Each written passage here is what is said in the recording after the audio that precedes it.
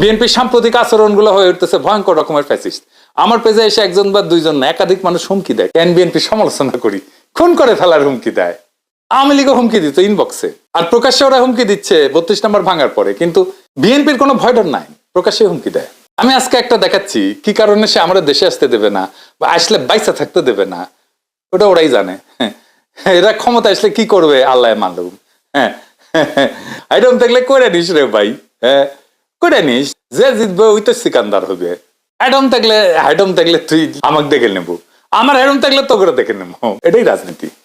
রাজনৈতিক দল তার আশেপাশে বন্ধু রাখে, যারা ঠিক দল করে না কিন্তু একটা লুজ সম্পর্ক থাকে তাদের সাথে। আওয়ামী লীগের কাছে কিন্তু মাস্টার ছিল, সেজন্য আওয়ামী লীগ এতদিন রাজত্ব করতে পারছিল। বিএনপি সবাইরে শত্রু বানায়। এদের কর্মীদের রাজনৈতিক শিক্ষা এতই দুর্বল, এরা যখন দাবরানির উপরে থাকে তখন কেসো হইয়া থাকে, আর যখন ক্ষমতার গন্ধ পায় তখন নেকড়ে হইয়া ওঠে। যাই হোক, এগুলো নিয়ে আলাপ করবো পরে, নির্বাচন আসুক, ক্যাম্পেইন করে দেবো, দেখাই দেবো জনগণকে কাদের ভোট দিতেছেন দেখেন। কিছুই হবে না হয়তো, কিন্তু আমি খায় না খায় কন্টেন্ট বানাবো। শুধু আমার যে গালিগুলো দিছে বিএনপির কর্মীরা, সেগুলো কম্পাইল করলে না 10টা এপিসোড হয়ে যাবে।